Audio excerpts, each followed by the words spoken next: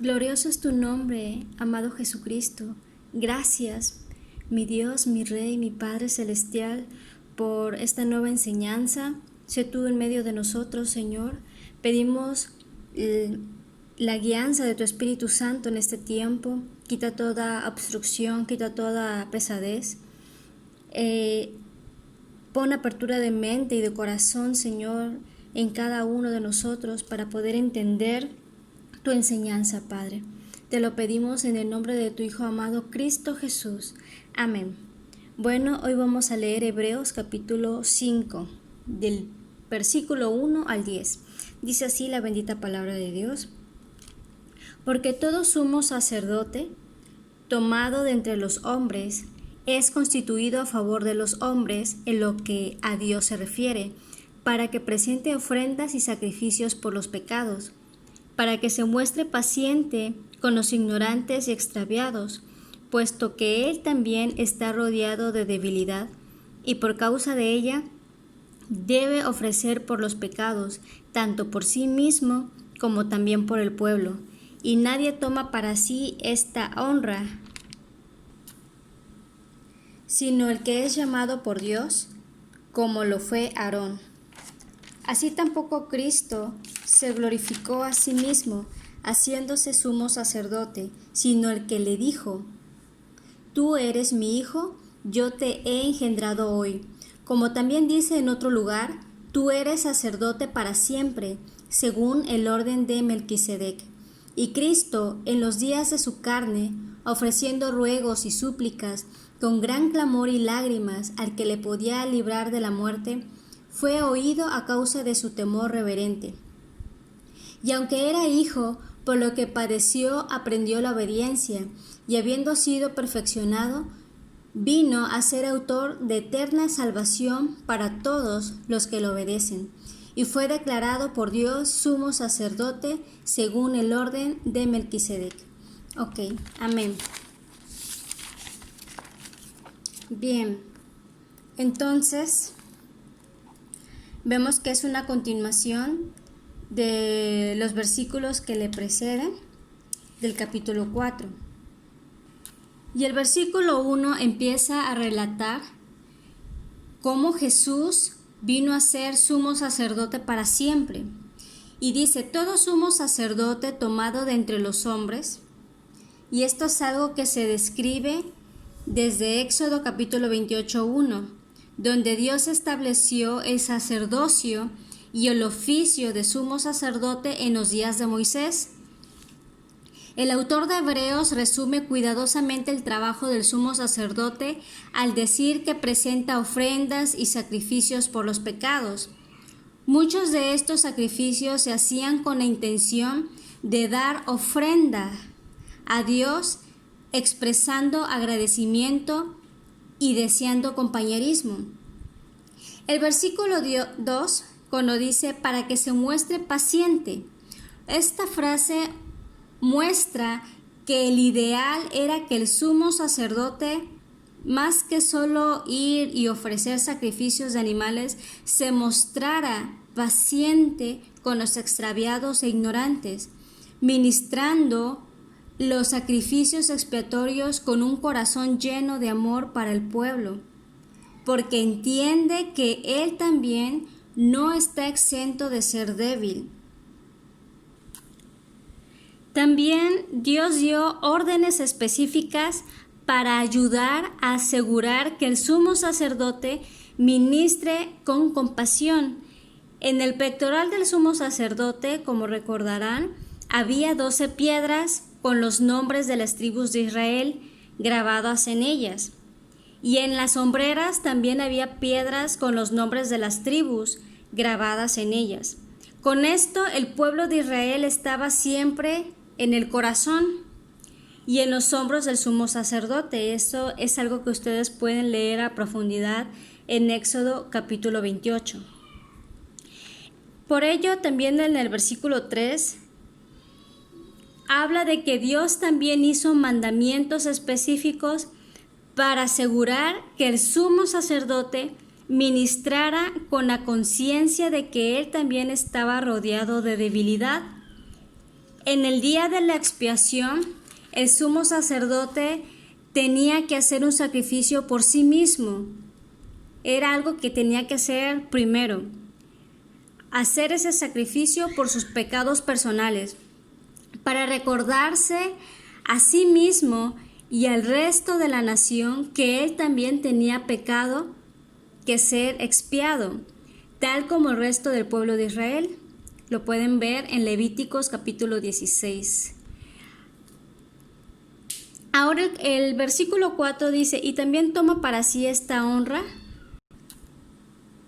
el que es llamado por Dios. Bueno, este versículo 4 nos habla que Aarón fue honrado por ejercer el oficio de sumo sacerdote. El oficio del sumo sacerdote no era nada a lo que se pudiera hacer campaña. Era dado por derecho de nacimiento, era escogido por Dios, por lo que era un honor que ningún hombre podía tomar para sí mismo. El verdadero sacerdocio y el sumo sacerdote vienen de una línea de descendencia específica. Todo sacerdote vino de Jacob, el nieto de Abraham, cuyo nombre fue cambiado por Israel. Cada sacerdote viene de Leví, uno de los 13 hijos de Israel. Dios apartó la tribu de Leví como una tribu comprometida con su servicio y como representantes de toda la nación. Y esto es algo muy interesante que ustedes pueden ir leyendo en el libro de Éxodo capítulo 13, en Números capítulo 3 y en otros libros del Antiguo Testamento. Tenemos a Gerson, a Coat, a Merari, que eran uno de los 3 hijos de Leví. Cada uno de estas líneas de la familia tenían sus propias funciones.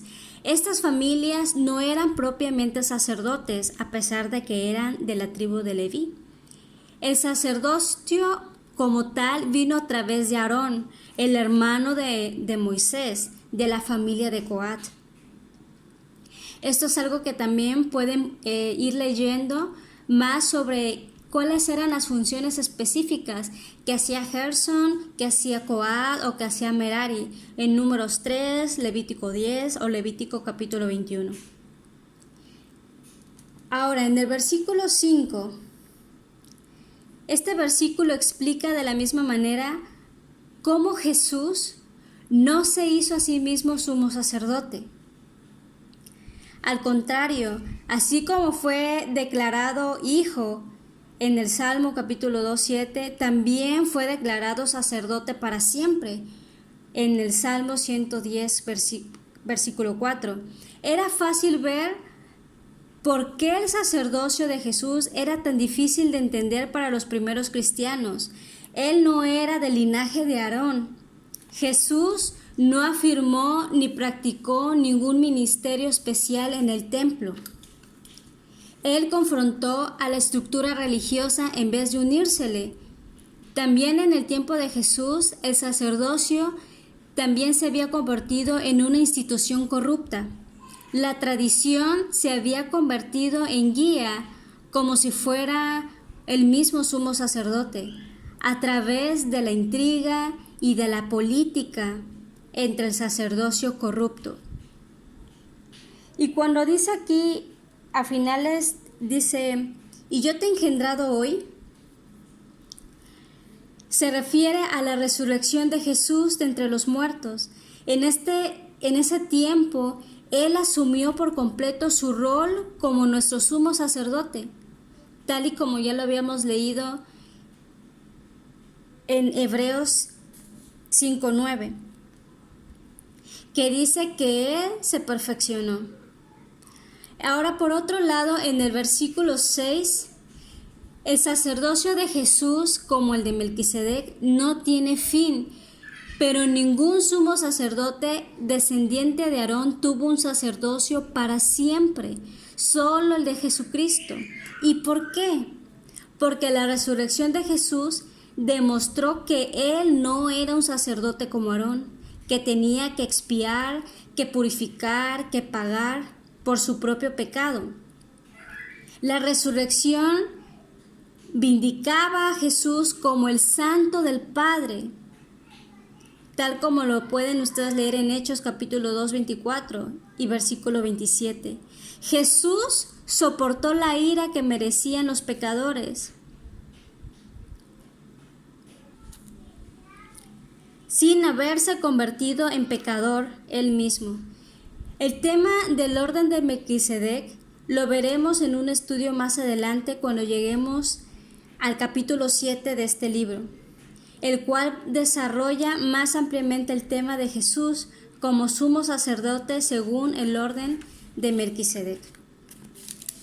Bueno, y los versículos 7, incluyendo hasta el 11, vamos a ver la compasión que Jesús ha mostrado como nuestro sumo sacerdote.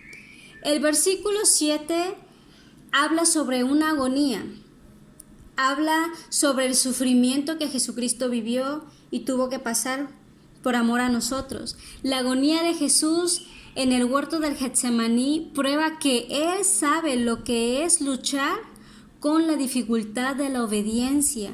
Sin embargo, Él obedeció perfectamente. Y esto es algo que ustedes, la historia de Jesús en el Getsemaní, lo pueden ustedes leer en Mateo capítulo 26, versículo 36. Y por esto, usted y yo podemos estar seguros de que Él conoce nuestras debilidades y nuestras luchas como seres humanos. Aquí la palabra súplica, que dice que Él ofreció ruegos y súplicas. Esta palabra súplica es iketeria. Esta palabra griega antigua significa una rama de olvido envuelta en lana. Y eso es lo que alguien en la cultura griega sostiene y agita para expresar su oración y deseo desesperado por algo. Entonces resaltemos que la oración de Jesús ese día en el huerto del Getsemaní fueron precisamente en el jardín de los olivos, y Jesús proveyó la lana, ya que Él es el Cordero de Dios. Y Él fue oído también a causa de su temor reverente, como lo dice aquí. Así es, si Jesús pidió que pasara de sí esa copa, como lo dice Lucas 22:42, y la copa no le fue quitada, ¿cómo se puede decir que fue oído? Porque su oración no fue escapar de la voluntad de su Padre, sino aceptar la voluntad de su Padre. Por ello esa oración fue oída. Ahora el versículo 8 dice, aunque era hijo, por lo que padeció, aprendió la obediencia. Bueno, aquí podemos ver que Jesús no pasó de desobediencia a obediencia. No, Él aprendió la obediencia obedeciendo. Así es, Jesús no aprendió cómo obedecer. Jesús aprendió lo que involucra la obediencia. Así es, voy a volver a repetirlo para entender un poco mejor. Jesús aprendió lo que involucra la obediencia. El sufrimiento fue utilizado para enseñar a Jesús. Sí, el sufrimiento fue apropiado para enseñar al Hijo de Dios, por lo que nunca debemos despreciar esto como una herramienta de instrucción en nuestras vidas. Recordemos que la Biblia nunca enseña que una fe fuerte mantendrá al cristiano lejos de todo sufrimiento. Al contrario, los creyentes están expuestos para el sufrimiento. Primera de Tesalonicenses capítulo 3, versículo 3 dice: a fin de que nadie se inquiete por estas tribulaciones, porque vosotros mismos sabéis que para esto estamos puestos. Ahora vamos a leer más adelante el 7. Por ello, hermanos, en medio de toda nuestra necesidad y aflicción, fuimos consolados de vosotros por medio de vuestra fe, porque ahora vivimos si vosotros estáis firmes en el Señor. Entonces aquí vemos que es a través de muchas tribulaciones que entramos al reino de Dios, tal y como lo dice textualmente Hechos capítulo 14, versículo 22. Sin embargo, vamos a leer directamente Primera de Pedro capítulo 1, 7, porque refleja exactamente lo que implica pasar por estas dificultades. Dice: para que sometida a prueba vuestra fe, mucho más preciosa que el oro, el cual aunque perecedero se prueba con fuego, sea hallada en alabanza, gloria y honra cuando sea manifestado Jesucristo. Bien, entonces dice que estas pruebas demostrarán que nuestra fe es auténtica. Está siendo probada de la misma manera que el fuego prueba y purifica el oro, aunque la fe de nosotros es mucho más preciosa que el mismo oro. Entonces nuestra fe, al permanecer firme en tantas pruebas, nos traerá alabanza, gloria y honra en el día que Jesucristo sea revelado a todo el mundo. Sí, es algo sumamente interesante. Ahora, regresando a nuestra lectura inicial de Hebreos capítulo 5, el versículo 9 dice: y habiendo sido perfeccionado, vino a ser autor de eterna salvación para todos los que lo obedecen. Esto nos habla que la experiencia de Jesús con el sufrimiento lo hace perfectamente apto para ser el autor, es decir, la fuente, la causa de nuestra salvación. Desgraciadamente, algunas personas no quieren que Jesús sea el autor de su salvación. No quieren sus normas ni seguirle en verdad, ya que quieren adaptar a Dios a su modo de vivir sin hacer ningún cambio en sus vidas. Pero no nos podemos engañar. Dios no tomará en cuenta a nadie que haga esto.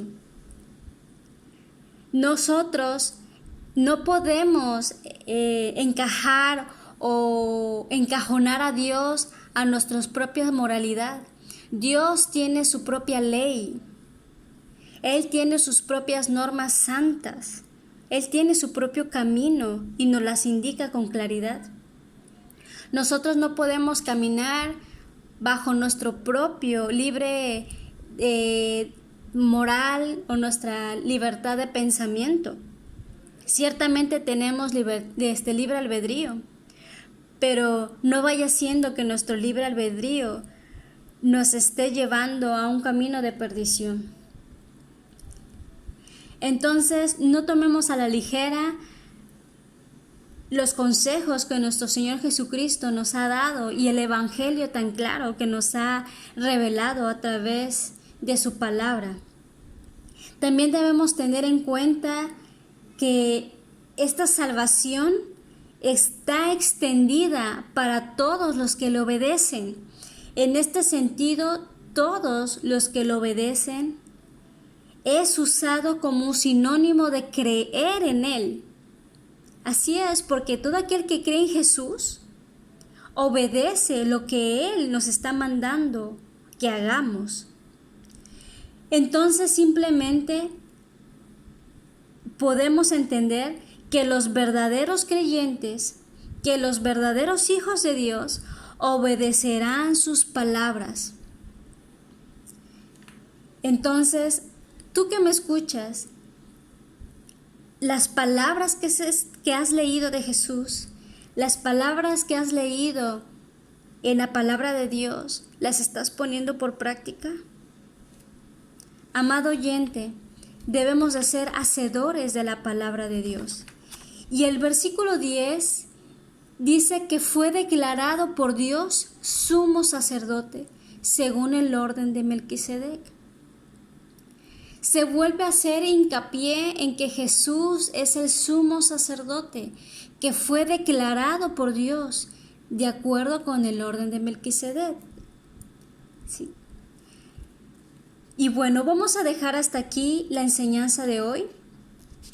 El resto de los versículos lo veremos en nuestro próximo estudio. Pero hoy vamos a hacer hincapié en esto, en nuestra oración.